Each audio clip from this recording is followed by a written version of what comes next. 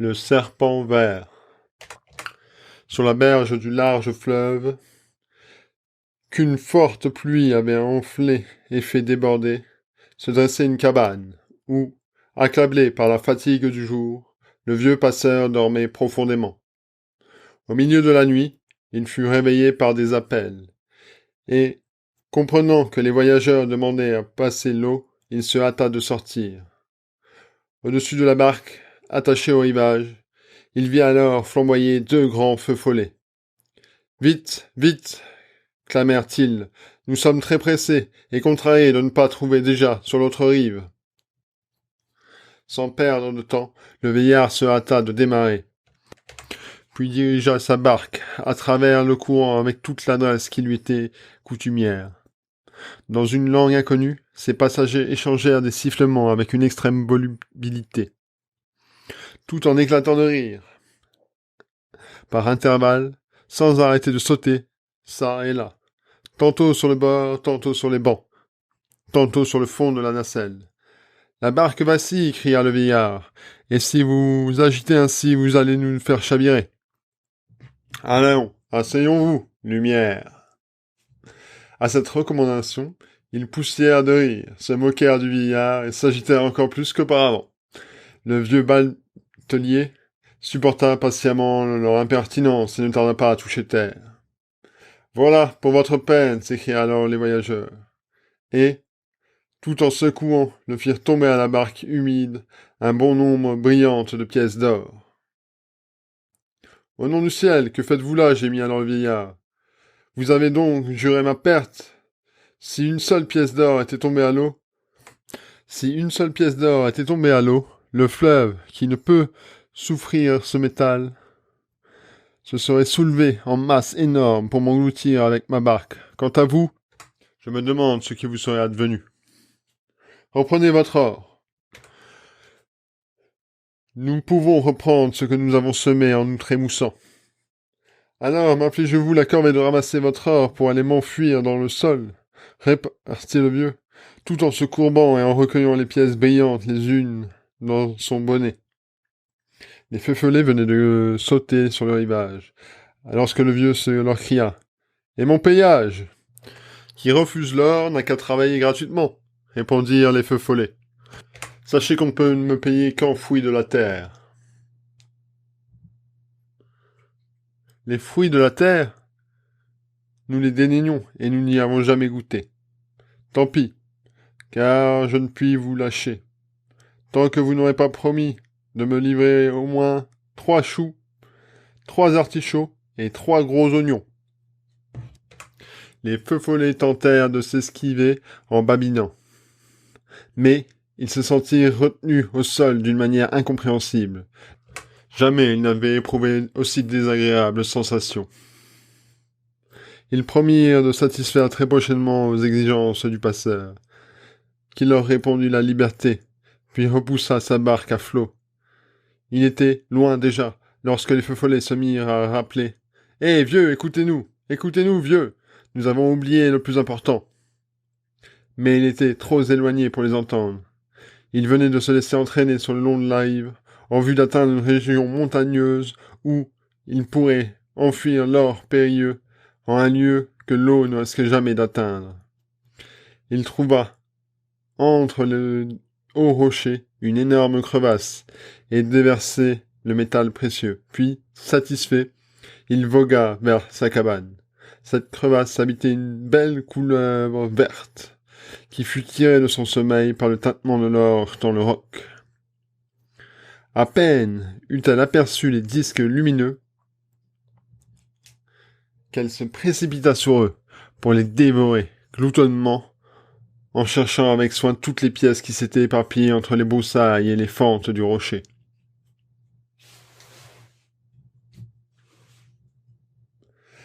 Dès que l'or fut englouti, il procura au serpent une sensation délicieuse en se dissolvant dans ses entrailles, pour se répandre ensuite dans tout son corps. À son immense joie, la couleuvre constata qu'elle était devenue transparente et lumineuse. De longue date, on lui avait annoncé que ce phénomène était possible, mais il en restait des doutes quant à sa durée, la curiosité non moins que le désir de l'assurer pour l'avenir, la possession de la lumière, poussèrent donc la couleur à quitter la crevasse afin de chercher qui pouvait avoir répandu cet or admirable. Elle ne trouva personne, mais n'en prit que plus de plaisir à s'émerveiller de l'agréable lumière qu'elle répandait sur la fraîche verdure. Au fur et à mesure qu'elle se glissait entre les herbes et les buissons, toutes les feuilles brillaient comme des émeraudes, toutes les fleurs apparaissaient transfigurées de la manière la plus ravissante. Elle explora vainement la solitude sauvage, mais elle reprit espoir en arrivant sur un plateau, où elle aperçut, dans le lointain, une lueur analogue à la sienne. « Voilà donc, enfin mon semblable !» s'écria-t-elle en s'élançant dans la direction reconnue. Le désagrément de se frayer un passage à travers les marais et les roseaux n'arrêta pas son élan. Sans doute, ses préférences allaient à la sécheresse des prairies élevées et aux escarpements des rochers, où elle aimait se nourrir de plantes aromatiques. Tout en s'abreuvant de la rosée tendre et d'une limpide eau de source, mais, pour l'amour de l'or délicieux, dans l'espoir de saturer une adorable lumière, elle était prête à se soumettre à tout ce qui serait exigé d'elle. Très fatiguée, la couleuvre atteignit finalement une prairie marécageuse, où les deux faux follets prenaient leur ébat. Elle se précipita vers eux, les salua, en se réjouissant de rencontrer aussi agréables seigneurs de sa parenté. Eux se mirent à frôler, à gambader au-dessus d'elle et à rire selon leur coutume. « Chère tante, lui dirent-ils, bien que vous soyez de la ligne horizontale, la chose importe peu. Assurément, nous ne sommes pas apparentés que du côté de la clarté, car constatez à quel point nous sommes habiles avec une sphègle longueur, nous autres seigneurs de la ligne verticale. » À ces mots, les deux flammes, sacrifiant toute largeur, s'étirèrent en fuseaux longs et pointus au possible. Ils ne prenaient pas en mauvaise part, cher ami, mais quelle famille pourrait se targuer de nos avantages? Depuis que les feux follets existent, aucun ne s'est jamais assis ni couché. La couleuvre se sentit très mal à son aise en présence de semblables parents. Elle avait beau dresser la tête de toutes ses forces, elle n'ignorait pas qu'elle serait obligée de la courber vers la terre dès qu'elle aurait à se déplacer. Si, précédemment, qu'elle perdait sa phosphorescence auprès de ses cousins, et elle craignait même de la voir disparaître entièrement. Dans son anxiété, elle s'enquit précipitamment auprès des brillants seigneurs de la province de l'or, récemment tombés dans la crevasse du rocher. Elle supposait que cette pluie de métal avait ruisselé directement du ciel. Pour toute réponse, les feux follets se contentèrent de rire et de se secouer, en semant autour d'eux des pièces d'or à profusion. La couleuvre se rejeta rapidement sur elle pour les avaler. « Bon appétit !» dirent aimablement ces messieurs. « Faites honneur au menu. Nous avons de quoi vous régaler. » Ils continuèrent à se trémousser avec une grande agilité, si bien que la couleuvre n'avait plus à ingurgiter assez vite la nourriture précieuse. Cette fois, elle devient de plus en plus lumineuse, au point d'en arriver à éclairer d'une manière vraiment féerique, alors que les feux follets s'étaient notablement amincis et rapetissis, sans rien perdre cependant de leur joyeuse humeur.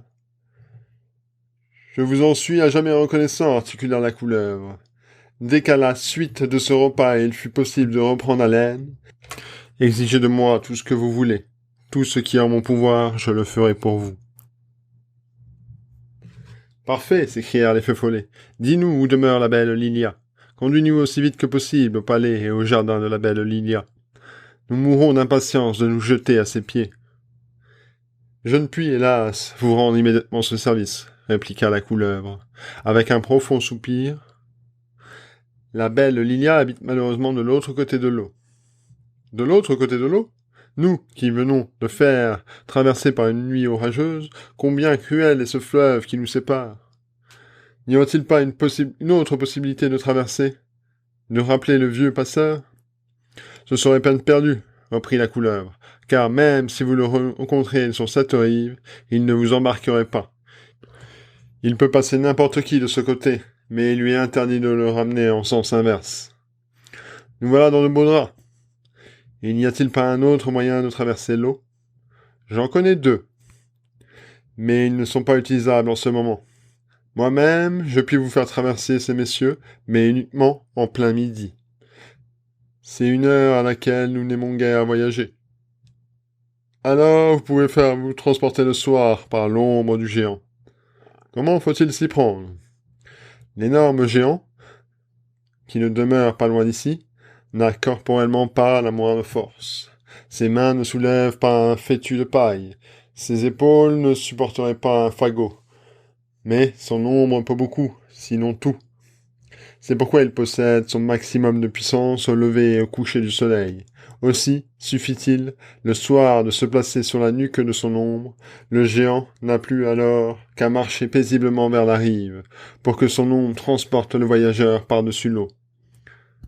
Mais si, vers midi, vous voulez bien vous trouver sur la lisière du bois dont les taillis touchent au fleuve, je me charge de vous faire traverser, et de vous présenter à la belle Lilia. Si cependant vous redoutez trop la chaleur du jour, adressez-vous au géant. Vous le rencontrerez vers le soir aux abords de la crique rocheuse voisine. Il ne manquera pas de se montrer fort complaisant. Après s'être gracieusement inclinés, les 2 aimables jouvenceaux prirent congé et s'éloignèrent. La couleuvre ne fut pas fâchée de les voir partir ainsi, car elle lui tardait de se complaire dans sa propre lumière. Puis, elle avait à satisfaire une curiosité qui depuis longtemps la tourmentait singulièrement. À force de se glisser dans les interstices de ces rochers, il lui est arrivé de faire une découverte étrange, car bien que rampant dans la lumière des profondeurs, elle n'en avait pas moins distingué au contact des différents objets. Elle était habituée à ne rencontrer que des produits naturels de forme irrégulière. C'est ainsi qu'elle se glissait parfois entre les saillies de grands cristaux, des crochets ou des filaments d'argent natifs frôlés au passage qui lui procuraient également une sensation particulière. Enfin, plus qu'une pierre précieuse, trouvée sur son trajet, avait dû à la couleur d'être jetée à la lumière du jour. Mais, à son immense surprise, l'investigatrice rampante avait reconnu, enfermés dans l'intérieur d'un rocher, des objets dont la forme trahissait une intervention humaine. Il y avait là des parois lisses qui offraient aucune prise pour grimper, des arêtes nettes et régulières, des colonnes bien formées, et, ce qui lui parut le plus extraordinaire que tout le reste, des statues de personnages humains, composées d'un rien ou marbre, très soigneusement poli, à en juger par ce qu'elle sentait en s'enroulant autour. Aussi, éprouvait-elle le besoin de synthétiser par la vue toutes ses sensations tactiles, afin de contrôler ses suppositions. Se croyant désormais capable d'éclairer sa propre lumière, cette crypte merveilleuse, elle espérait pouvoir se rendre compte d'emblée de tous ces objets étranges qu'elle renfermait. Elle fit donc diligence, et, habituée au trajet, ne tarda pas à gagner sa fissure, par où elle avait coutume de se faufiler dans le sanctuaire. Dès qu'elle y eut pénétré, sa curiosité poussée à l'extrême, lui fit jeter un grand regard circulaire sur la rotonde, que l'éclat qu'elle projetait ne parvenait à éclairer complètement. Les objets les plus rapprochés devinrent cependant discernables, avec une suffisante netteté. Saisie d'étonnement et de respect, elle vit se dresser devant elle, dans une niche brillante, une statue d'or pur, représentant un roi vénérable.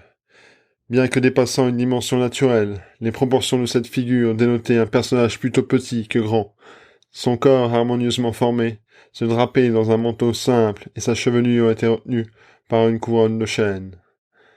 À peine la couleur eut-elle contemplé sa majestueuse statue que le roi se mit à parler. D'où viens-tu demanda-t-il. Des crevasses où réside l'or, répliqua la couleuvre. Qu'y a-t-il de plus splendide que l'or poursuivit le roi. La lumière, répondit la couleuvre. Qu'y a-t-il de plus réconfortant que la lumière interrogea encore le roi. La parole lui fut-il répondu.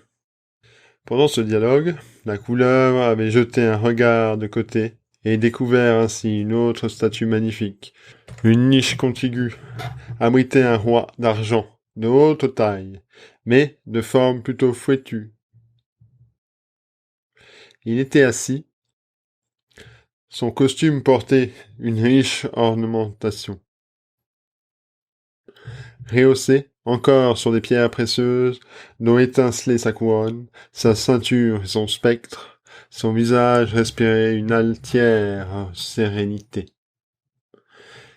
Le personnage semblait vouloir prendre la parole, lorsque, dans le marbre de la paroi, une bainure jusqu'ici foncée s'éclaira subitement, au point de répandre une agréable lumière dans tout le sanctuaire. Cette clarté rendit visible un troisième roi, qui, dans sa puissance masse d'aérien, ressemblait moins à un homme qu'à un rocher. Pesamment appuyé sur sa massue, il trônait comme écrasé sous sa couronne de laurier. Sa couleuvre aurait voulu s'enquérir aussitôt d'un quatrième roi, pour éloigner d'elle que les autres, mais, à ce moment-là, la roche s'ouvrit à l'endroit où la veine lumineuse, qui lança un éclair fulgurant, puis disparut. L'attention du serpent fut alors accaparée par l'homme qui venait de sortir de l'épaisseur du rocher.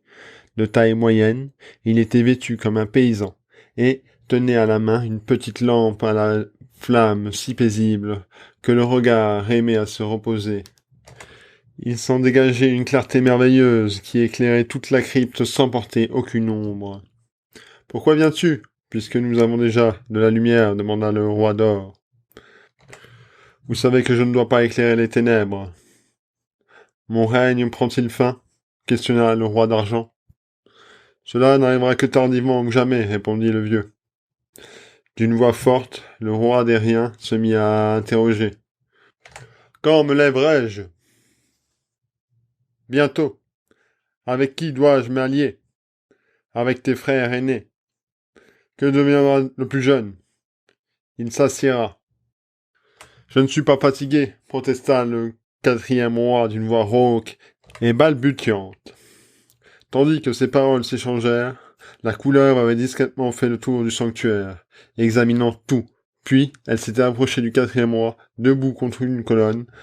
Il apparaissait, dans sa corpulence plus lourd que beau. Le métal dont était composé se discernait guère à la première vue.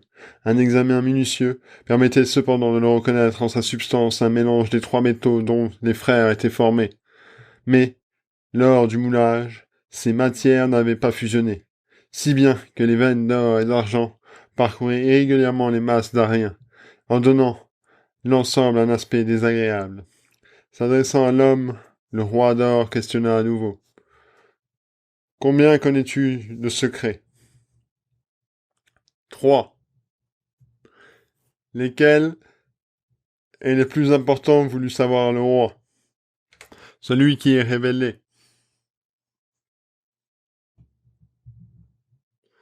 Nous en feras-tu part à notre tour ?» demanda le roi des reins. « Dès que je saurai le quatrième secret, » répondit le vieux. « Que n'importe tout cela, » grommela le Pardeviers, le roi composite. « Je connais le quatrième secret, » dit alors le serpent, en s'approchant du vieux et en lui sifflant quelque chose à l'oreille. « Les temps sont révolus » cria le vieux d'une voix formidable, qui fit retenir le sanctuaire et résonner les statues métalliques. Puis, simultanément, le vieux s'enfonça dans l'Occident, et le serpent vers l'Orient, tous deux passant avec une grande vitesse à travers les interstices du roc. Tous les couloirs que parcourut le vieux furent comblés d'or immédiatement, après son passage, car sa lampe possédait le pouvoir magique de transformer toute roche en or, tout bois en argent, et tous les animaux morts en pierres précieuses. Par contre, elle anéantissait tous les métaux, mais, pour exercer cette action, la lampe devait être seule à répandre sa lumière. Si une autre clarté se combinait avec la sienne, elle se bornait à émettre une belle lumière claire, réconfortante, pour tout être vivant. En pénétrant dans sa demeure, qui s'appuyait au versant de la montagne, le vieux trouva sa femme en proie à la désolation. Assise près du foyer, elle pleurait, accablée. Que je suis malheureuse, s'écria-t-elle, et je ne peux dire si je ne pouvais te laisser partir en ce jour fatidique. Qu'y a-t-il donc demanda le vieux, fort tranquillement. À peine tu étais sorti, répondit-elle en sanglots, que les deux voyageurs turbulents se présentèrent à la porte. J'eus l'imprudence de les laisser entrer. Ils m'avaient fait l'effet de gens courtois et convenables.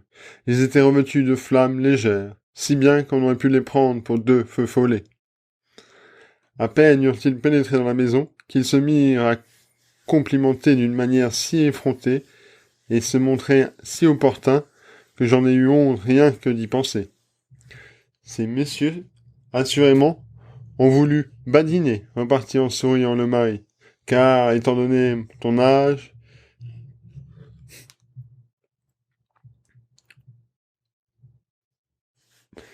ils ont dû rester dans les limites de la politesse courante. Mon âge, cria la femme. Faut-il que toujours que j'entende parler de mon âge? Quel âge ai-je donc? Politesse courante? Je sais ce que je sais, mais regarde autour de toi. Que dis-tu de ces murs où la pierre nue apparaît, alors que depuis 100 ans, je ne l'avais pas vue? Toute l'or a été léchée par ces messieurs. Et tu ne saurais imaginer avec quelle agilité. Ils prétendaient même lui trouver bien meilleur goût que l'or vulgaire. Dès qu'il eut achevé le dépouillement des murs, ils se montèrent singulièrement, ragaillardis.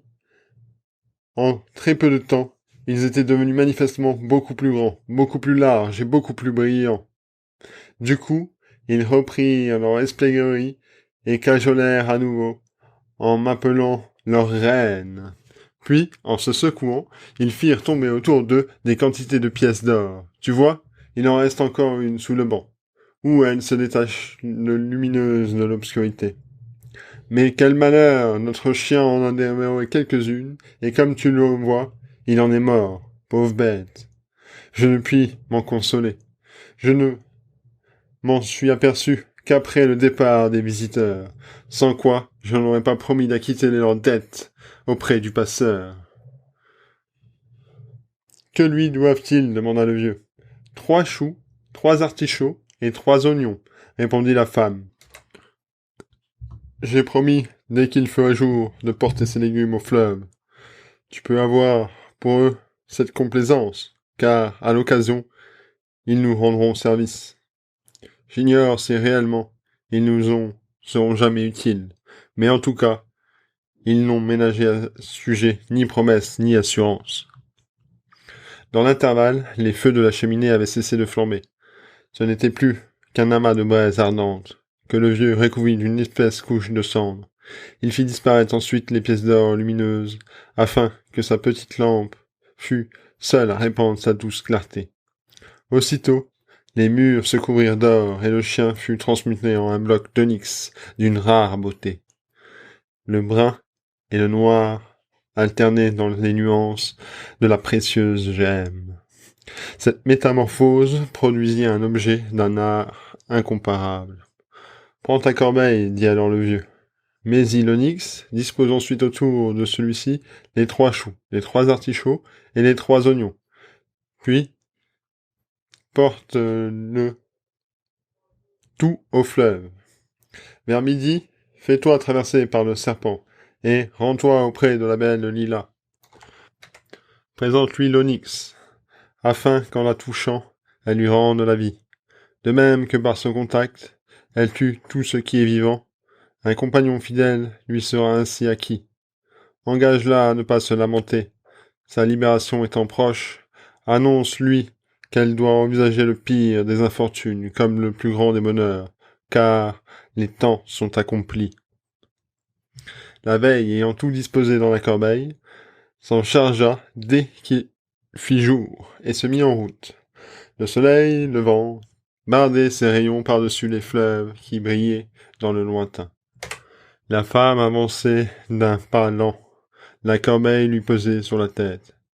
Non, cependant, en raison du poids de l'onyx, tout ce qui était mort ne lui constituait, en effet, aucune charge.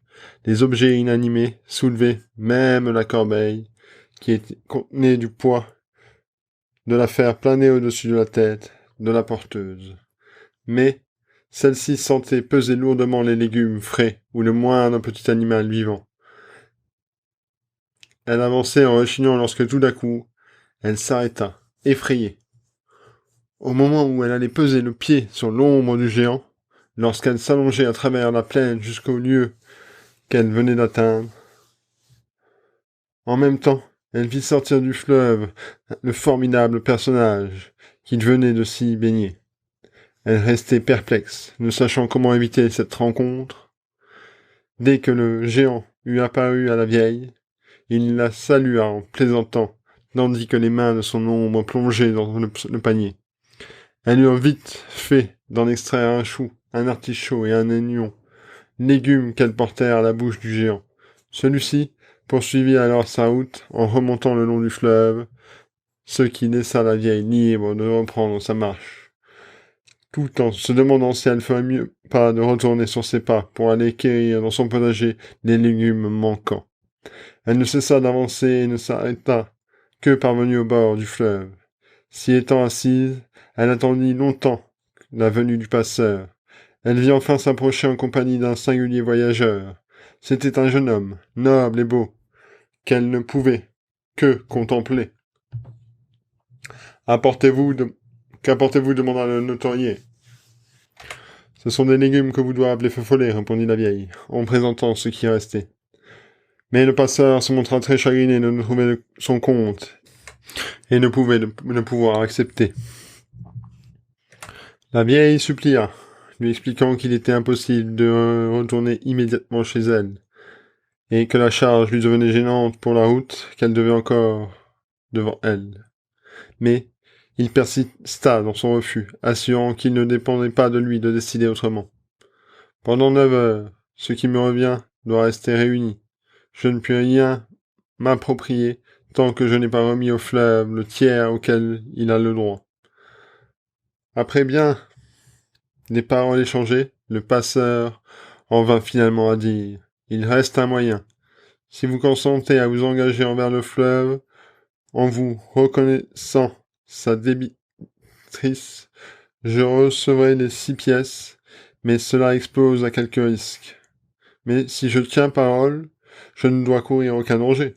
Pas le moindre. Plongez votre main dans le fleuve et promettez d'acquitter votre dette en 24 heures. » La veille s'exécuta. Mais quelle fut sa terreur lorsqu'elle retira de l'eau une main devenue noire comme du charbon. Elle s'en prit alors au passeur avec violence, assurant que ses mains avaient toujours été ce qu'il y avait de mieux en sa personne, qu'elle avait toujours su conserver blanche et délicate, en dépit d'un dur travail. Puis, examinant sa main, elle s'écria avec désespoir. « Mais que vois-je encore? Ma main a diminué. Elle est beaucoup plus petite que l'autre. » Jusqu'ici, ce n'est qu'une apparence, repartit le vieillard, mais si vous ne teniez pas parole, vous deviendrez une réalité. Votre main diminuerait alors un peu plus de volume, jusqu'à la disparition complète, sans néanmoins que vous en perdiez l'usage. Vous vous en servez sans aucune gêne, mais personne ne la verrait plus. J'aimerais bien mieux ne pas pouvoir m'en servir, mais que nul ne n'en s'aperçoive, répondit la vieille. Du reste, peu importe, je tiendrai parole, afin d'être rapidement délivré de cette peau noire et de mon inquiétude. Hâtivement, elle reprit alors la corbeille qui, d'elle-même, s'éleva au-dessus de la tête de la porteuse, où elle était maintenue librement, sans contact, En se sentant plus chargée, la vieille put alors s'élancer dans les traces du beau jeune homme, qui, plongé dans ses réflexions, suivait nonchaleusement la rive du fleuve. Sa tournure charmante et son accoutrement avaient profondément impressionné l'alerte messagère. Aucune cuirasse brillante protégeait son corps gracieux, sans entraver en rien sa souplesse des mouvements. De ses épaules tombait un manteau de pourpre. Une chevelure brune et bouclée flottait autour de sa tête découverte. Son fin visage était exposé aux rayons du soleil, de même que ses pieds bien formés, dont la nudité foulait le sable brûlant, sans que le jeune homme se montrât sensiblement à la douleur physique, car une profonde peine morale semblait avoir distrait de toutes les impressions extérieures. La veille s'efforça d'entrer en une conversation, mais, à toutes ces questions, elle n'obtint que des réponses si laconiques qu'elle se laissa aborder vainement de nouveaux sujets d'entretien. Sans se laisser retenir davantage par de beaux yeux du jeune homme, elle finit par dire « Vous marchez trop lentement pour moi, monsieur. Il ne faut pas que je manque le moment propice pour l'arrivée au fleuve grâce au serpent vert, afin d'apporter la belle Lilia le splendide cadeau que lui envoie mon mari. » Ceci dit, elle hâta le pas, mais, brusquement ridé de son apathie, le beau jeune homme se laissa pas devancer. « Vous allez chez la belle Lilia » s'écria-t-il. « Alors, nous ferons route ensemble.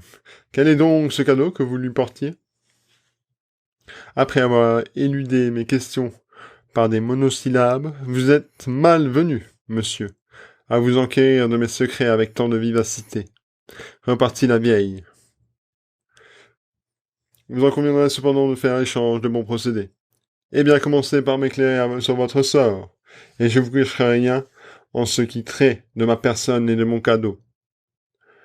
Un accord fut rapidement conclu. La femme s'expliqua sur la condition, et raconta l'histoire du chien, tout en exhibant la merveille qu'elle avait de mission d'offrir en présent. Ayant extrait du panier l'objet d'art naturel, le jeune homme prit dans ses bras, et le chien lui semblait endormi. « Heureux animal !» s'écria-t-il. « Tu seras touché de ses mains, elle te rendra la vie, alors que les vivants sont obligés de la fuir, afin de ne pas subir un déplorable sort. » Mais, que dis-je ? Déplorable. N'est-il pas beaucoup plus affligeant et plus effrayant que d'être paralysé par sa présence, qu'il ne serait pas de mourir de sa main ? Regarde-moi, à mon âge, en quel piteux état je ne suis pas réduit. Le sort m'a laissé cette cuirasse, et j'ai porté à la guerre avec honneur. Et cette pourpre que je me suis enfoncé de mériter en gouvernant avec sagesse, l'une ne m'est plus qu'un poids inutile, et l'autre une vaine parure. Je n'ai plus ni couronne, ni sceptre, ni épée. Je suis d'ailleurs tout aussi nu et indigent que n'importe quel autre fils de la terre. Car ces beaux yeux bleus ont le funeste effet de priver de force tous les êtres vivants. Ceux que le contact de sa main n'a pas tués ne semblent plus vivre qu'à l'état d'ombre ambulante. Il poursuivit de la sorte de ses plaintes, sans satisfaire la curiosité de la vieille, bien moins préoccupée de son état d'âme que les conditions extérieures de son existence. Elle apprit le nom de son père, de celui de son royaume.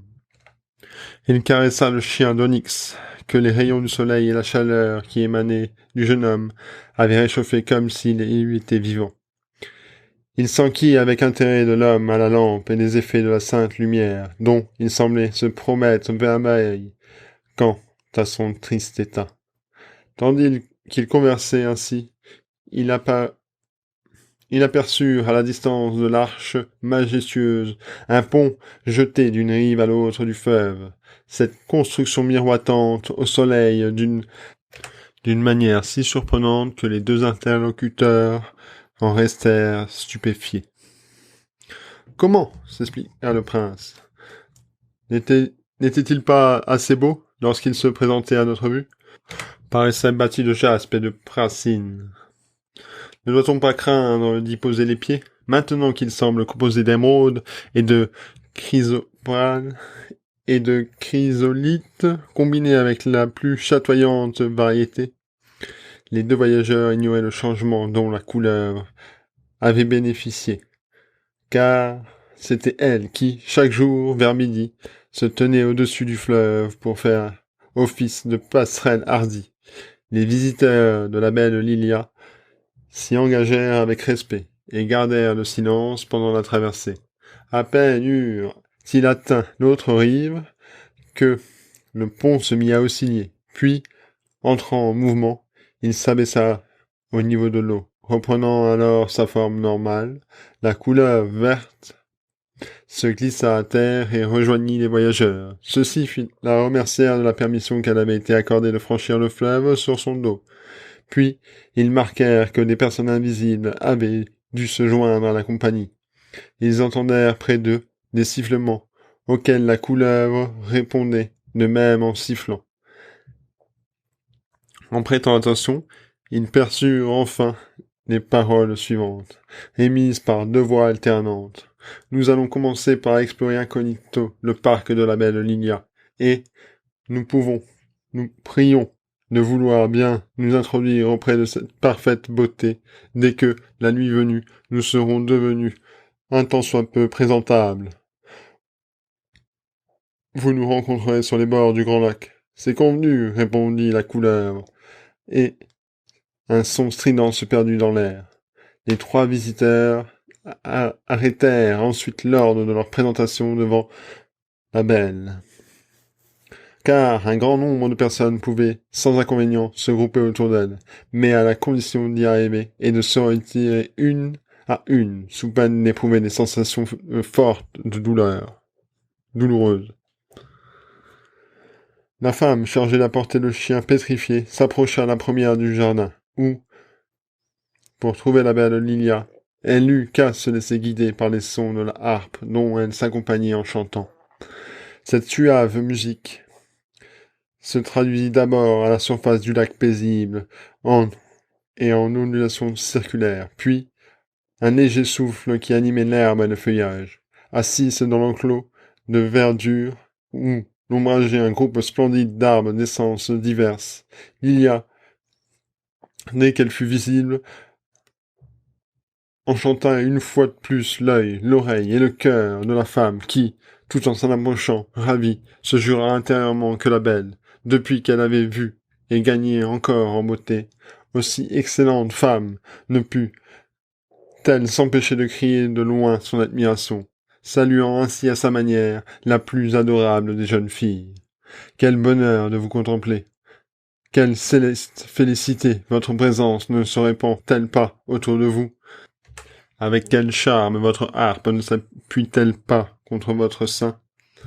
Quelle couleur dans le mouvement enveloppant de vos bras qui la tient?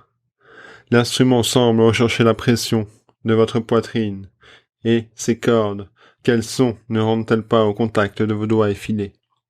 Ah, 3 fois heureuse que le jeune homme qui pouvait prendre sa place. Lorsqu'elle entendit ces paroles, la belle Lilia leva les yeux, tout en laissant retomber ses bras avec découragement. Ne m'attriste pas par des louanges importunes. Elles ne contribuent qu'à me faire sentir plus cruellement mon malheur. Tu vois ce pauvre petit serin étendu mort à mes pieds. Il m'accompagnait jusqu'ici, mon chant, de la manière la plus agréable. Habitué à me poser sur ma harpe, il était soigneusement dressé à ne pas me toucher. Or, ce matin, alors que, réconforté par le sommeil, je préludais un paisible chant de réveil, mon mignon chanteur égrenait plus joyeusement que jamais ses notes harmonieuses, lorsqu'un épervier fendit l'air au-dessus de ma tête. Épouvanté, craintif, l'oiselé se réfugia dans mon sein, et je perçus instantanément ces derniers spasmes de vie expirante. Atteint par mon regard, le ravisseur se traîne désormais impotent, là-bas, au bord de l'eau. Mais sa punition ne me rend pas mon favori, dont la tombe ne contribuera pas qu'à augmenter les funèbres blocages de mon jardin. Prenez courage, belle Lilia, dit alors la femme en essuyant les larmes que le récit de la malheureuse jeune fille avait arrachées. Ressaisissez-vous. Mon mari m'a chargé de vous recommander et de modérer votre chagrin, et d'envisager la pire des infortunes comme l'annonce du plus grand bonheur, car il assure que les temps sont révolus. Et, de fait, continua la vieille, il se passe d'étranges choses dans le monde. Vous verrez donc ma main, comme elle est devenue noire. Maintenant, elle a déjà sensiblement diminué de volume. Il faut que je me hâte avant qu'elle ne disparaisse entièrement. Pourquoi ai-je voulu être complaisante à l'égard des feux follets? Pourquoi y a-t-il fallu que je rencontre le géant?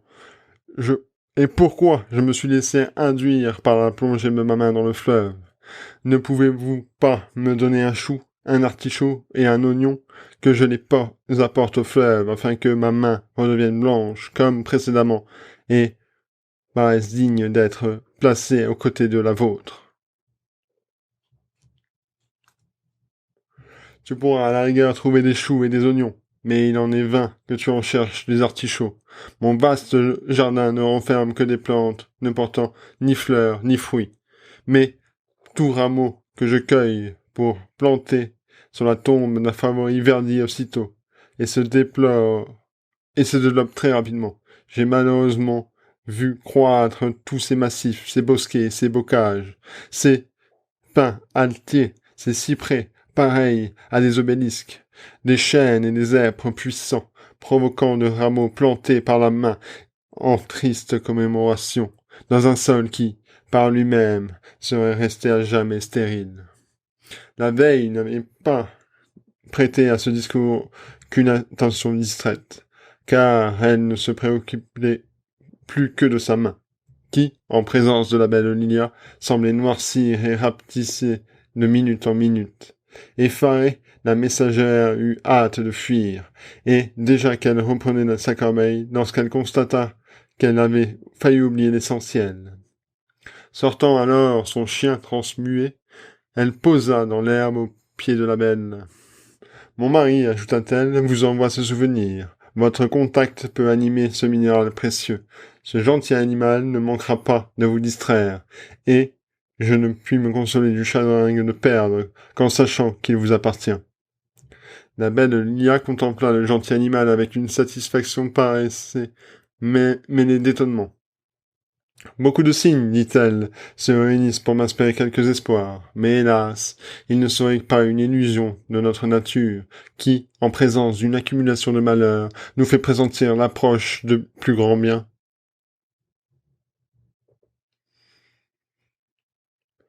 Changez-vous, mon sort, favorable présage, mort l'oiseau chéri, main noire de l'ami, et ce carlin d'onyx aurait-il son pareil? Et ne me vient-il pas, envoyé par la lampe, l'ignorant des humains de la douce jouissance? Je n'ai jamais connu que la calamité. Connais-tu, sanctuaire érigé près du fleuve, et toi, solide pont? Ah, que n'es-tu instruit? Ce chant, que la belle Lia venait d'accompagner des plus suaves accords de sa harpe, aurait plongé dans le ravissement toute autre personne que l'anxieuse vieille, qui, impatiente de partir, aurait voulu l'interrompre pour prendre congé, mais allait se mettre en route lorsqu'elle fut retenue par l'arrivée du serpent vert, qui venait d'entendre cette dernière parole chantée par Lilia et pris en texte pour exhorter celle-ci au courage. La prédiction relative au pont est accomplie, assura-t-il. Demandez à cette excellente femme combien resplendit actuellement l'arche qui relie les deux rives. Ce qui n'était naguère que jaspe d'opaque, de simple prasine, et plein translucide aux arêtes, s'est transformé en gemme d'une parfaite limpidité. Nul béryl n'est aussi transparent, nul émeraude d'une eau plus pure. Je vous en félicite, répondit Lilia, mais pardonnez-moi, si je ne considère pas encore la prédiction comme accomplie. L'arche entière de votre pont ne livre passage qu'aux piétons. Or, il nous est promis que des chevaux, des véhicules et des voyageurs de toutes sortes pourront simultanément traverser le pont dans l'un et l'autre sens. N'a-t-on pas aussi annoncé de grandes piles qui surgiront d'elles-mêmes du fleuve? Les yeux toujours fixés sur sa main, la vieille n'y tenait plus. voulut à ce moment se retirer. Accorde-moi un instant de plus, lui dit alors Lila, et emporte mon pauvre serin. Prie la lampe de se transmuer en une belle topaze. Par mon contact, je pourrai ensuite l'animer, si bien qu'avec ton beau câlin, il deviendra mon meilleur passe-temps.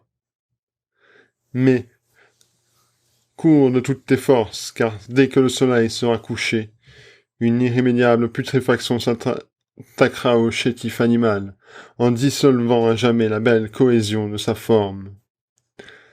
La vieille enveloppa le petit cadavre dans de tendres feuilles et plaça dans sa corbeille en s'éloignant au plus vite. Quoi qu'il en soit, reprit alors le serpent, le temple est bâti. Mais il ne se dresse pas encore au bord du fleuve, répondit la belle.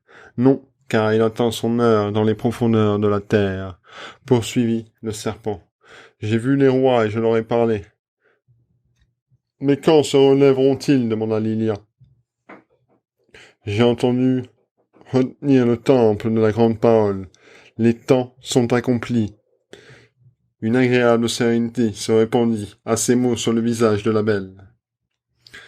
C'est la deuxième fois que j'entends, aujourd'hui, ces heureuses paroles. Et quand donc viendra le jour où je les entendrai 3 fois, elle se leva, et aussitôt une ravissante jeune fille se détacha du bocage, pour venir prendre la harpe de Lilia.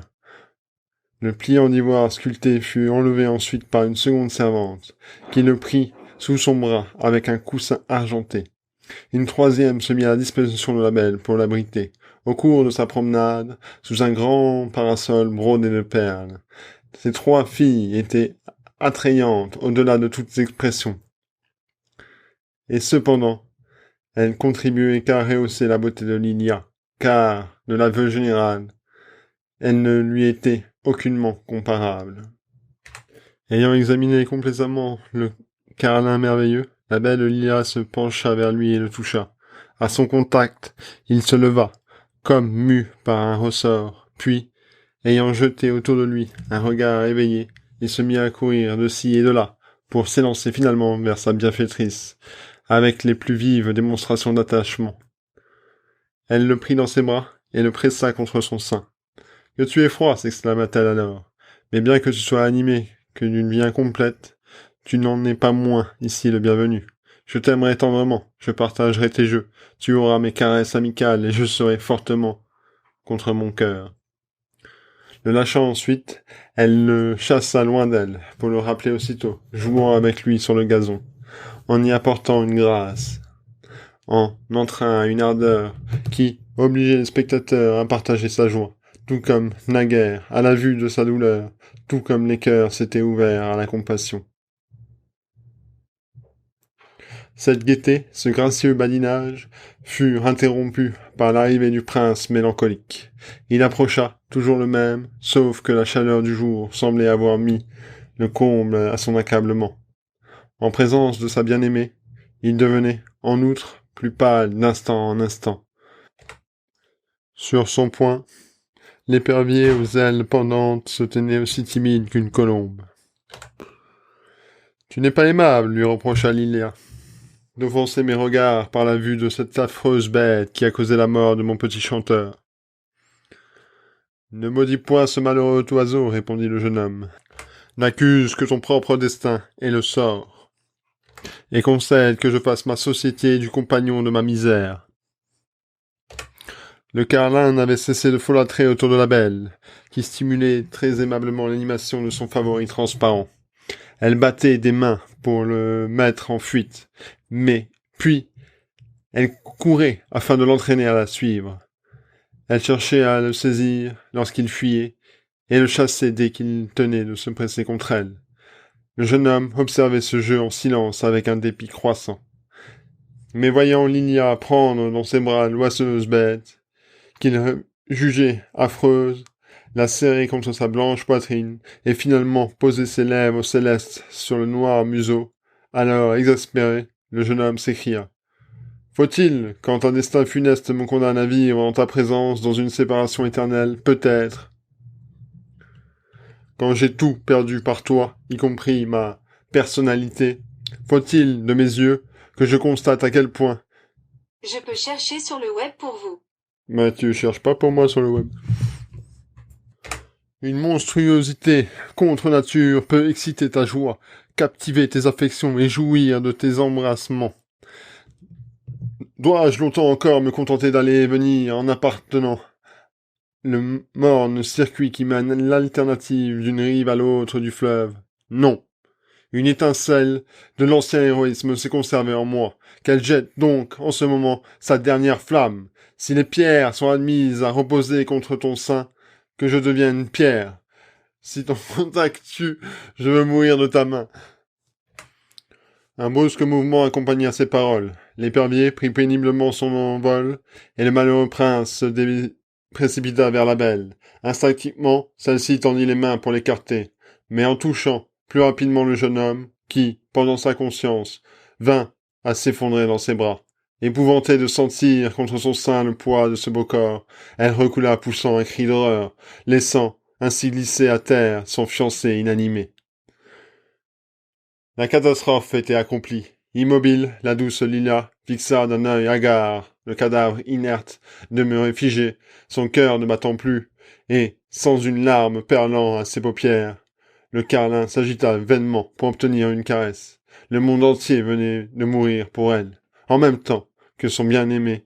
Dans le mutisme de son désespoir, elle n'aspirait pas à être secourue, car elle ne concevait aucune possibilité de secours. Cette torpeur porta le serpent à se démener d'autant plus activement, comme il se préoccupait d'assurer un sauvetage. Ces étranges contorsions eurent moins l'avantage de parer aux suites les plus immédiates de la terrible fatalité. Décrivant autour du cadavre un vaste cercle, il retint finalement entre ses dents l'extrémité de sa queue, puis ne bougea plus. Peu après, l'une des belles suivantes de Lila vint apporter le pliant d'ivoire, en invitant gracieusement sa maîtresse à y prendre une place. Une autre parut ensuite, tenant le voile de couleur de feu. Elle le posa sur la tête de Lilia, moins pour la couvrir que pour la parer. La belle reçut afin de la harpe des mains de la troisième suivante. À peine les cordes du splendide instrument eurent-elles rendu quelques sons, que la première des jeunes filles réapparut avec un clair miroir en forme ronde. Se tenant face à Lilia, elle capta, pour la renvoyer à sa maîtresse, l'image la plus ravissante que puisse produire la nature, car la douleur exaltait la beauté de l'affligée. Le voile accentuait ses charmes et la harpe faisait ressortir sa grâce. Son aspect était à ce point adorable que, tout en compatissant à la navrante situation de Lilia, on aurait voulu pouvoir fixer à jamais ce trait du moment. Son paisible regard attaché au miroir, la belle, après avoir ressenti les cordes des accords les plus attendrissants, semblait en proie à un redoublement de douleur, qui se traduisait en notes puissantes d'intensité pathétique. À diverses reprises, Lilia a essayé de chanter, mais aucun son ne voulut sortir de sa gorge. Ah, la longue d'un flot de larmes apporta une détente à l'âpre de ses peines. Deux suivantes, empressées, vinrent alors la soutenir, tandis que la troisième, voyant la harpe s'échapper des mains de la maîtresse, recueillit à temps l'instrument précieux qu'elle emporta. Qui nous amena l'homme à la lampe avant de coucher du soleil, siffla le serpent tout bas, mais très perceptiblement. Les jeunes filles se regardèrent inquiètes, et les larmes de Lilia coulèrent plus abondamment. À ce moment, la veille à la corbeille revient, essoufflée. « Je suis perdue et mutilée, criait-elle. Voyez, ma main a presque entièrement disparu. Et ni le passeur, ni le géant n'ont voulu me faire traverser, parce que je reste débitrice de l'eau. Vainement ai-je offert 100 choux, 100 oignons. On ne veut que 3 pièces d'or. Impossible de découvrir le moindre artichaut dans cette région. Oubliez votre détresse, répondit le serpent. et tâchez de nous secourir. Il se peut que votre salut soit aussi le vôtre. Courez en toute hâte à la recherche des feux follets. Il fait encore trop clair pour que vous puissiez les apercevoir, mais peut-être les entendriez-vous rire et voltiger. S'il se hâte, le géant pourra encore faire franchir le fleuve. Et il ne leur restera ensuite plus qu'à joindre l'homme à la lampe pour nous les envoyer.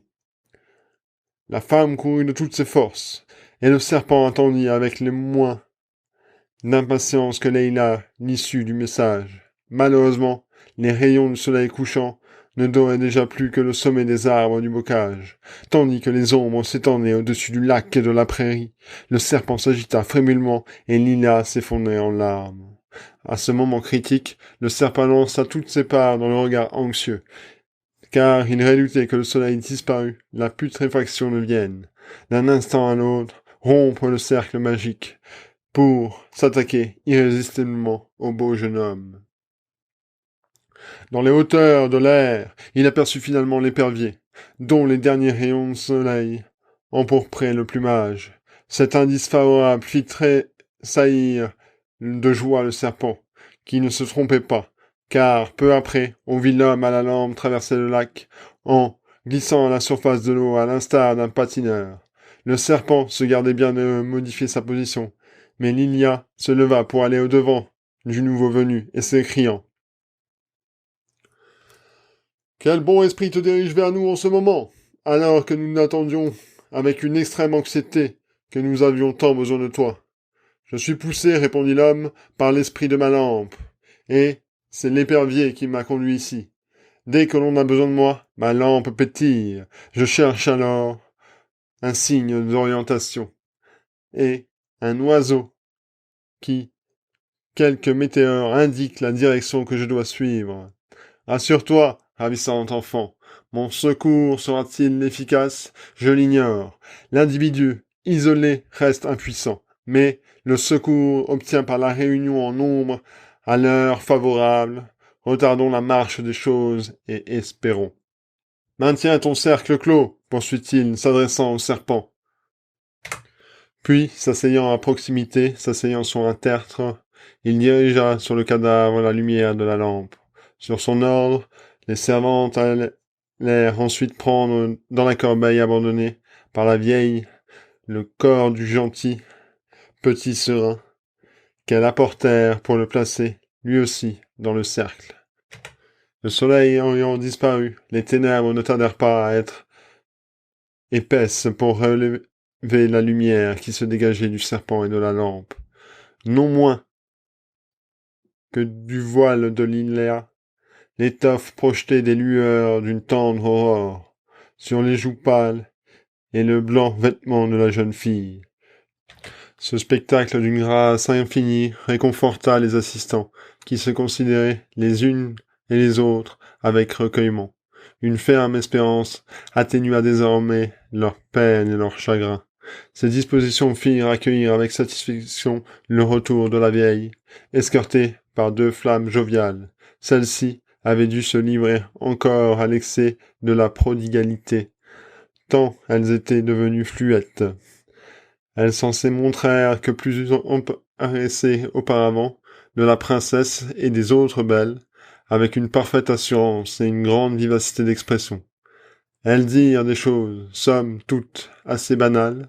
Leur admiration s'inspira plus particulièrement du charme que le voile lumineux répandait sur Lilia et ses suivantes. Les belles baissaient les yeux avec modestie. Effectivement, embellies par la louange de leur beauté, toutes les assistances étaient calmes et rassénérées, sauf la vieille, en dépit des assurances de son mari, qui avait affirmé que la main de sa femme ne pouvait plus diminuer tant qu'elle serait éclairée par la lampe. La malheureuse cessait de geindre, prétendant qu'avant minuit le noble membre aurait entièrement disparu si les choses continuaient à suivre leur cours. Le vieux avait prêté les propos des feux follets une oreille attentive, en prenant plaisir à une conversation qui avait l'heureux effet de divertir et d'égayer Lilia.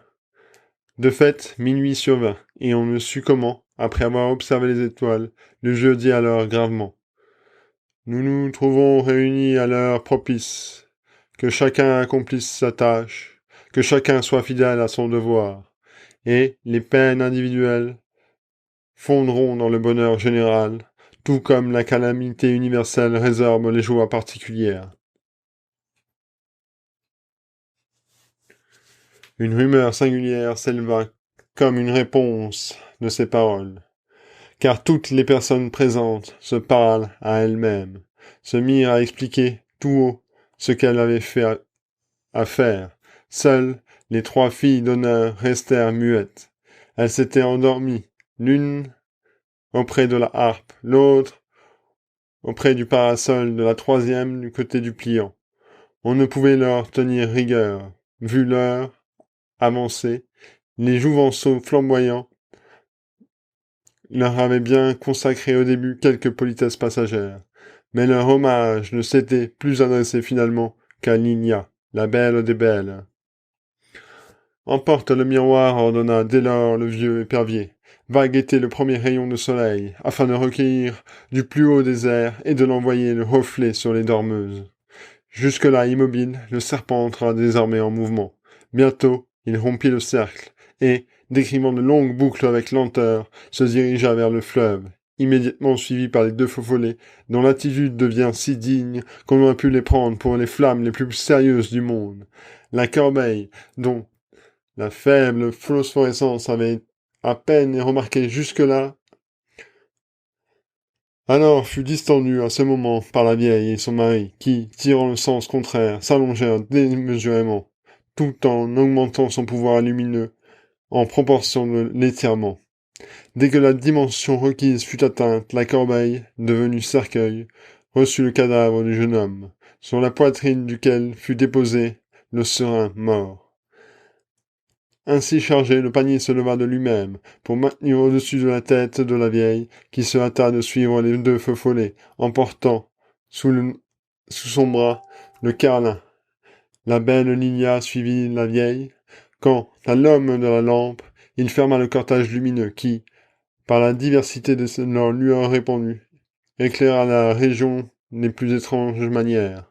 Parvenu au fleuve, la compagnie fut saisie d'admiration devant l'arche incomparable qui reliait les deux rives, grâce au serpent bienfaisant, dont le corps formait un pont lumineux. Si, de jour, les pierres précieuses transparentes qui semblaient composer cette singulière construction avaient offert déjà un spectacle ravissant, on s'extasiait de nuit devant leur magnificence éclairante. Par le haut, la partie convexe de l'arc lumineux tranchait vivement sur le ciel sombre. Il n'en était pas de même pour la partie concave, qui tardait vers le centre de ses rayons animés, rappelant la solidité mobile de l'édifice vivant. Le cortège traversa lentement la stupéfaction du passeur, qui, dans sa cabane, observait à distance l'arc lumineux et les étranges lumières défilant au-dessus de la courbure. Dès que le cortège eut atteint la rive opposée, l'arc se mit à osciller de façon qui lui était particulièrement à se rapprocher de l'eau par une série d'ondulations. Peu après, ayant rejoint ses compagnons, le serpent se hâta de se reformer le cercle autour de la corbeille, qui s'était abaissée d'elle-même jusqu'au sol. S'inclinant devant le serpent, le vieux demanda : « Qu'as-tu résolu ? » « De me sacrifier avant que m'on sacrifie, répondit le serpent. Promets-moi de ne laisser aucun pierre sur le rivage. Le vieux promit, puis il dit à la belle Lilia : touche le serpent de ta main gauche, et ton bien-aimé de la main droite. Lilia s'agenouilla, et toucha simultanément le serpent et le cadavre. Celui-ci sembla redevenir immédiatement à la vie, et s'agita dans le panier. Puis, se dressa sur son séant. Lilia voulut embrasser son fiancé, mais le vieux la retint. Il aida par contre le jeune homme à se lever, puis à sortir du panier d'abord, et du cercle magique ensuite. Le prince se tint debout, et le serin, en volevotant, se posa sur son épaule.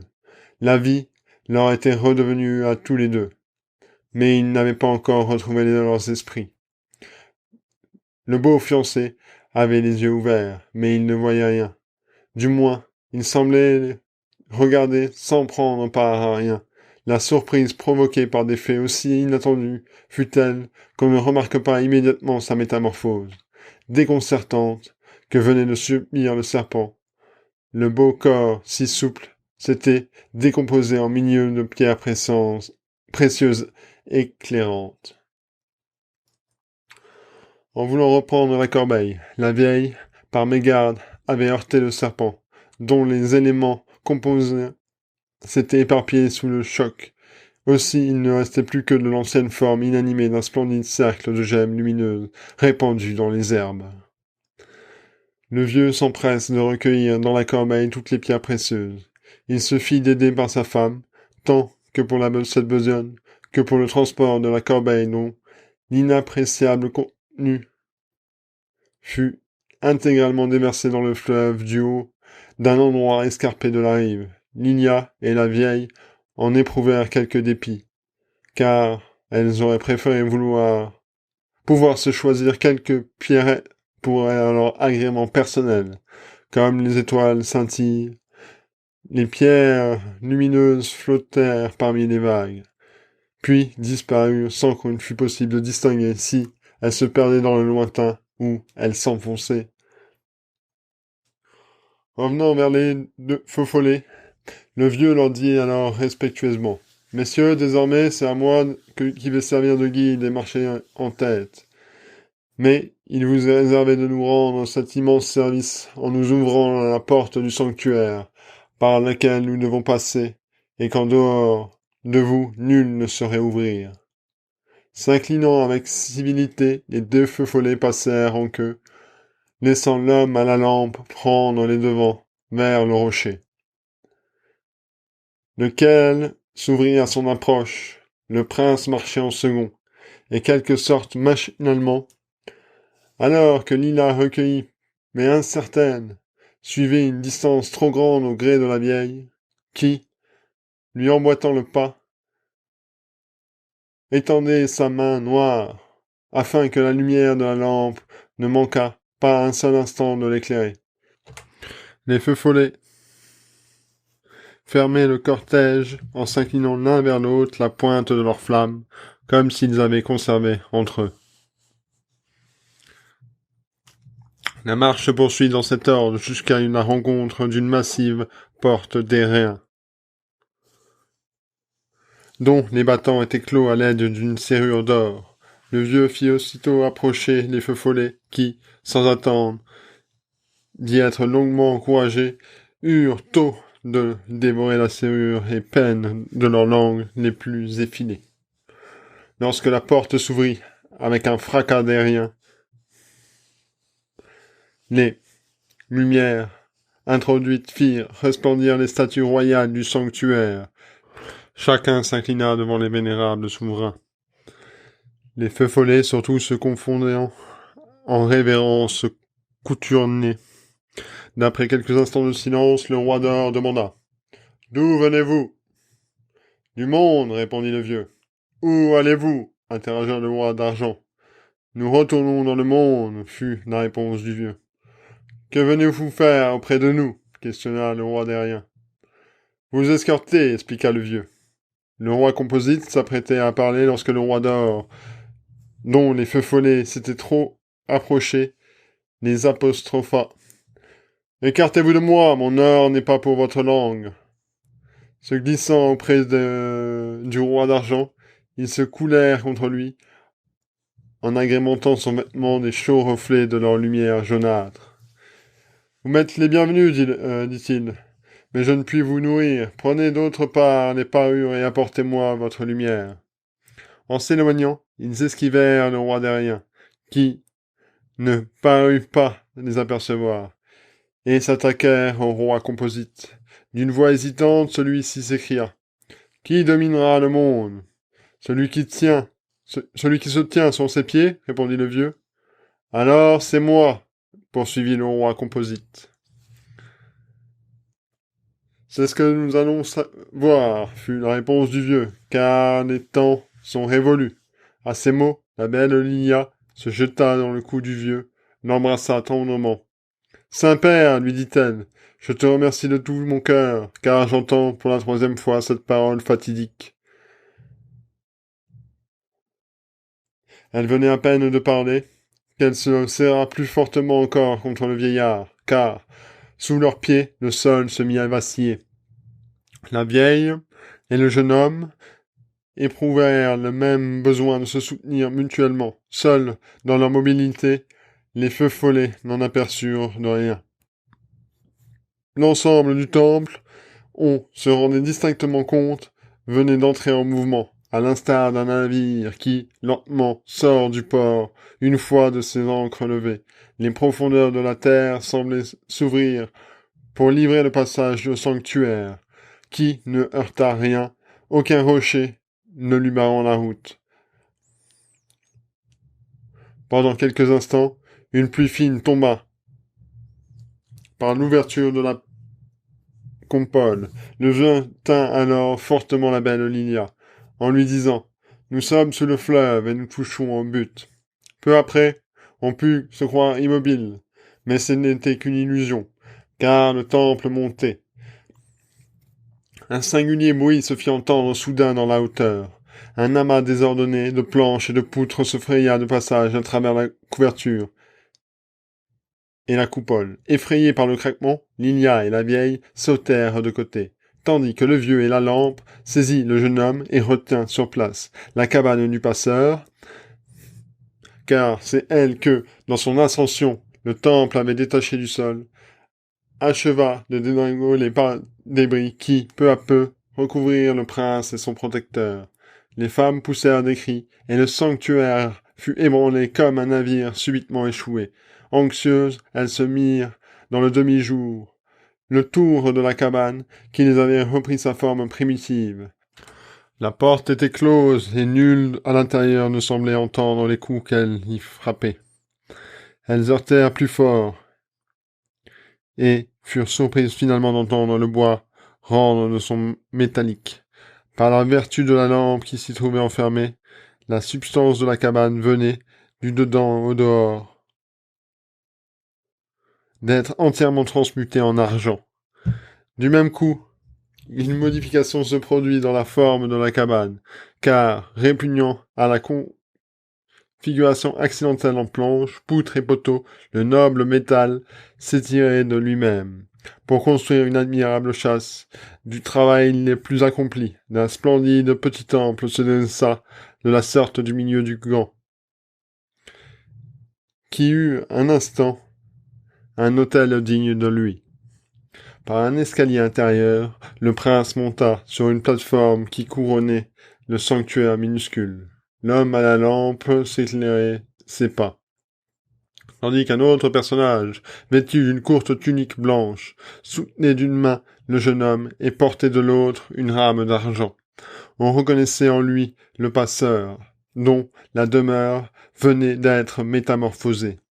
À son tour, la belle Lilia se mit à gravir les marches qui, extérieurement, conduisaient au sol du temple, au sommet de l'autel, mais il ne lui fut pas encore permis d'approcher son bien-aimé.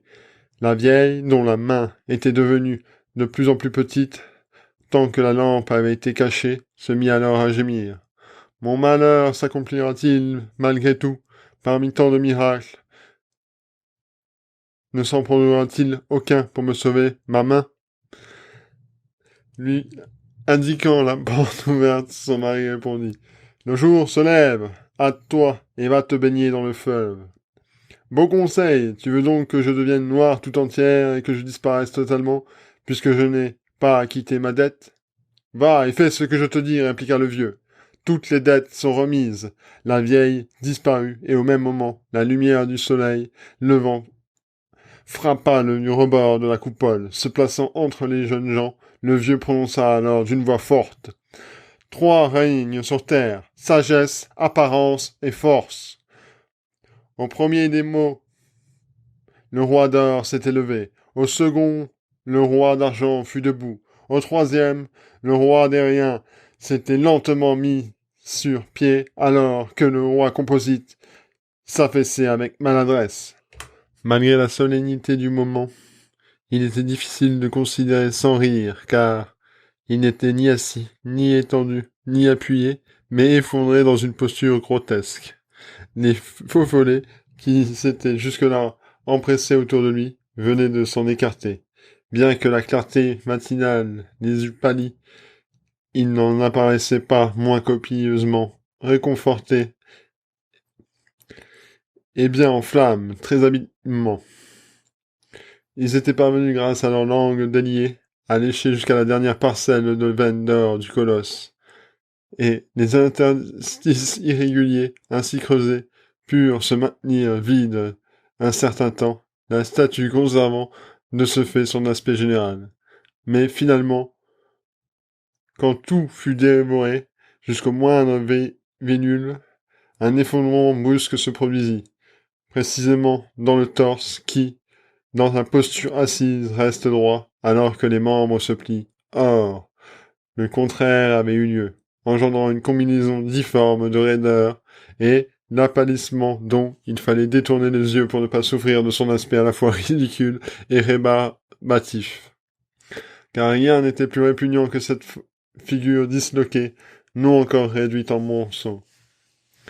Cette catastrophe fut un final pour l'homme à la lampe, qui, conduisant le beau Jouvenceau, dont le regard conservait la fixité et l'égarement intellectuel, le fit descendre de l'autel et marcher droit vers le roi derrien. Au pied du puissant monarque gissait un glaive dans son fourreau de bronze. Le jeune homme s'en ceignit, le glaive au côté gauche, à la main droite libre, s'écria le formidable potentat. Dès que le Jouvenceau fut présenté au roi d'argent, celui-ci s'inclina vers lui, son spectre, que le prince prit en la main gauche. D'une voix bienveillante, le roi dit alors « Paix les brebis !» À ton tour, le roi d'or sembla donner au jeune homme la bénédiction paternelle lorsque, lui, posant sur la tête la couronne de chêne, lui prononça ces mots « Discerne le sublime !» Pendant que les rites s'accomplissaient, les vieillards avaient attentivement observé le Jouvenceau.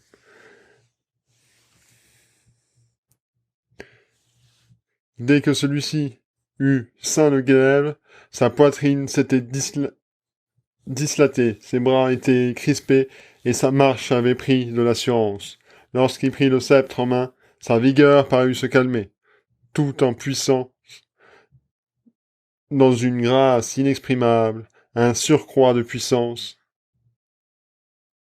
Mais au contact de la couronne, le chêne, qui s'associa harmonieusement avec la chevelure bouclée du jeune homme, on vit sur son visage animé la plus vile intelligence brisa dans son regard, et la première parole lui tomba de ses lèvres fut « Lilia ». « Chère Lilia » s'écria-t-il, en s'élançant sur les marches d'argent qui lui conduisaient au sommet de l'autel, où la jeune fille avait suivi toutes les phases de la transfiguration de son fiancé. « Chère Lilia, l'homme entré en possession de toutes ses facultés peut bien-il aspirer à rien de plus précieux que l'innocence et la tendre affection que rayonne ton sein. »« Oh, mon ami !» poursuivit-il en se tournant vers le vieillard, sans perdre de vue les trois statues sacrées, splendides et stables, et le règne de nos pères.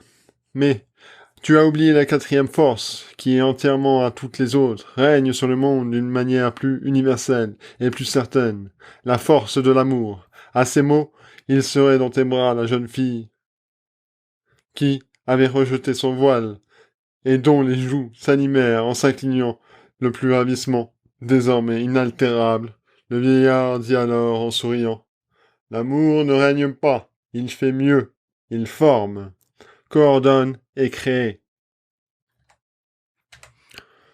Sans que nul n'y prit garde au milieu de l'exultation, de la joie générale provoquée par ces solennités, le jour s'était entièrement levé. La clarté grandissante, qui pénétrait par l'ouverture de la porte, attira cependant l'attention au dehors. Chacun fut alors surpris du spectacle qui s'offrait à la vue. Une vaste place, entourée de colonnes, s'était devant le temple et conduisit à un pont magnifique, aux arches multiples, jetées sur le fleuve. De splendides colonnades longeaient ce pont de chaque côté, abritant des piétons qui, par milliers déjà, circulaient dans les deux sens, avec la plus grande facilité. Le large espace du milieu livrait le passage à une influence incessante de troupeaux, de bêtes de somme, de cavaliers et de véhicules qui, sans la moindre confusion, traversaient dans l'une et l'autre direction. Chacun paraissait émerveillé de voir tant de splendeur, aussi admirablement adaptée aux besoins des pratiques, quand, au nouveau roi et sa compagne, leur ravissement en présence de l'animation et de la vie dans ce grand peuple ne fut comparable qu'au bonheur qu'ils puisaient dans leur mutuel amour. Honore la mémoire du serpent, dit alors l'homme à la lampe, en s'adressant au roi.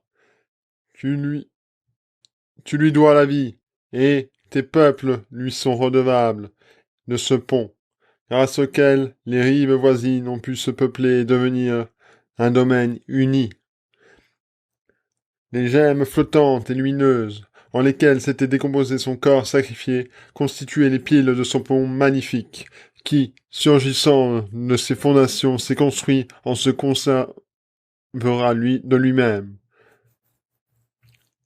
Les explications allaient être demandées relativement à ce mystère. Dès lors, 4 belles jeunes filles franchissaient le seuil du temple. La harpe, le parasol et le pliant firent reconnaître sans hésitation en 3 d'entre elles les suivantes de la lignea. Mais la 4e, certes la première en beauté, semblait une nouvelle venue, déjà familiarisée cependant avec le trio qu'elle animait par son joyeux badinage. Tandis qu'elle traversait le temple jusqu'aux marches d'argent qu'elle n'hésita pas à gravir. Me croiras-tu désormais, ma chère femme, lorsque l'homme à la lampe sois heureuse, de même toute créature qui, ce matin, se baignera dans le fleuve. Rajeunie et transfigurée, la vieille n'offrait plus la moindre trace de son précédent aspect. Pleine de fougue juvénile, elle sauta au cou de l'homme à la lampe, et qu'il accueillit avec complaisance ses marques de tendresse. « Si je te parais trop vieux, lui dit-il en souriant, tu es en droit aujourd'hui de te choisir un autre époux. À partir de ce jour, nul mariage n'est valable, à moins qu'il ne soit renouvelé. Tu ignores donc, répondit-elle, que, toi aussi, tu es devenu plus jeune. Je me réjouis d'apparaître à tes yeux comme un vaillant jeune homme. J'accepte donc à nouveau ta main, et je suis tout disposé à vivre avec toi jusqu'au prochain millénaire. La reine se félicita sa nouvelle amie, puis descendit avec elle dans les autres suivant l'escalier conduisant à l'intérieur du sanctuaire. Le roi et les 2 hommes restèrent par le contre sur la plateforme, d'où ils pouvaient observer le pont et l'agitation de la foule. La satisfaction du roi fut de courte durée, car il ne tarda pas à être témoin d'un spectacle affligeant. Mal réveillé de son sommeil, le lourd géant venait de s'engager gauchement sur le pont, où il provoquait d'indescriptibles confusions. Comme d'ordinaire, il s'était levé à moitié endormi, pour aller prendre son bain coutumier à l'endroit habituel du fleuve. Mais voici qu'au lieu d'entrer dans l'eau, il sentait un sol sous ses pieds, tandis qu'il avançait en titubant sur le large parapet du pont. Si maladroitement qu'il fut élancé au milieu des gens et des animaux, sa présence visible pour tous provoquait un effarement général, mais nul n'en ressentait les effets. Il n'en fut plus le même lorsque, pour se frotter les yeux que le soleil venait de frapper, le colosse leva les bras, car l'ombre, ses formidables poings bousculaient irrésistiblement la foule sur laquelle elle passa. Les bêtes et les gens furent renversés, blessés ou meurtris. On courait le risque d'être précipités dans le fleuve. À la vue de ces méfaits, le roi ne put s'empêcher de porter la main à son glaive, mais, réfléchissant, il considéra pleine de calme d'abord son spectre, puis la lampe et la rame de ses compagnons. « Je devine ta pensée, lui dit l'homme à la lampe. Mais contre cet impuissant, nous restons nous-mêmes impuissants, en dépit de toutes les puissances dont nous disposons. Sois sans inquiétude, il ne commettra plus aucune action nuisible, et nous avons la chance que son ombre ne soit pas tournée vers nous. Le géant, cependant, s'était approché, stupéfié de ce qu'il révélait dans ses grands yeux ouverts. Il avait laissé retomber ses bras et ne causerait plus de dommages. Mais il avançait toujours. Déjà, il traversait l'avant-cour, se dirigeait droit vers la porte du temple, lorsque, parvenu au point central de la place, il trouva brusquement, fixé au sol. Il venait d'être transformé en immense et splendide statue de pierre, rougeâtre et luisante. Son ombre, désormais, indiquait les heures, figurées sur un pavé circulaire. Non pas des chiffres, mais par une série de compositions en mosaïque, retraçant de nobles images en haute signification. Cette application utile de l'ombre du titan donna de grandes satisfactions au roi. Quant à la reine, qui, escortée de ses suivantes, venait de surgir merveilleusement parée de l'intérieur du sanctuaire, sa surprise fut vive à l'aspect de l'étrange monument, dont la masse obstruait presque la vue du pont. Rassuré par l'immobilité du géant, le peuple ne tarda pas à s'en approcher, puis à l'entourer, tout en s'extasiant sur la métamorphose subie. La foule, ensuite, se tourna vers le temple, qu'elle semblait pas avoir aperçu plus tôt. Elle se pressait pour franchir la porte lorsque, du haut des airs, l'épervier renvoya sur l'autel, par l'ouverture de la coupole, un faisceau de lumière solaire capté à l'aide du miroir dont il était porteur. Au sein du demi-jour mystérieux du sanctuaire, le roi, la reine, et leur suite parurent baignés dans une clarté céleste. Le peuple se prosterna à la vue, saisi d'un religieux respect. Lorsque, remise de son émotion, la foule se releva, le roi et les siens avaient disparu dans l'escalier intérieur du sanctuaire, que les passages secrets reliaient au palais. Le peuple alors se répandit dans le temple pour satisfaire sa curiosité. Les trois rois restés debout furent examinés avec un étonnement plein de vénération. Mais rien n'intrigua autant que la masse confuse qui, dans la quatrième niche, était soigneusement dissimulée. Sous un précieux tapis, le roi effondré avait recouvert d'un splendide tissu, voile charitable, qu'aucun œil ne parvenait à percer, et qu'aucune main ne permettait de soulever. Ne se laissant pas contempler et admirer, la foule grossissante aurait fini par s'écraser dans le temple, sans une diversion qui vient fort à propos attirer son attention vers la grande place. Subitement, les dalles de marbre y avaient retenti. Un bruit de pièces d'or paraissait tomber du ciel. Les personnes les plus proches étaient aussitôt précipitées sur le métal précieux. Le phénomène se reproduisait à diverses reprises, tantôt d'un côté, tantôt de l'autre. En se retirant, les feux follets avaient voulu, ainsi, se distraire par une joyeuse dilapidation de l'or qu'ils avaient su extraire des veines du roi effondré. Avide, la foule courut longuement de ci et de là, se pressant, se bousculant, alors même qu'il ne tombait plus de pièces d'or. Finalement, tout reprit son cours normal. Chacun, peu à peu, ne se préoccupant plus que de suivre sa route, jusqu'à ce jour, le pont fourmille ainsi de passants et le temple est le plus fréquenté de la terre.